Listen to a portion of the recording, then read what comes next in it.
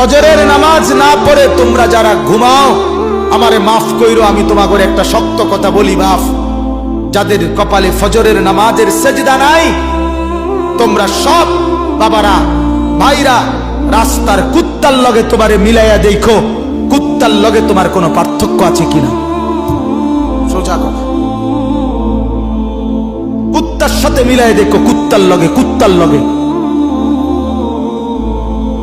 ওই জানোয়ার শুধু ঘুমায়, ওই জানোয়ার পেশাব পায়খানা করে, ওই জানোয়ার খাবার খায়, ওই জানোয়ার যৌবনের যৌন চাহিদা পূরণ করে।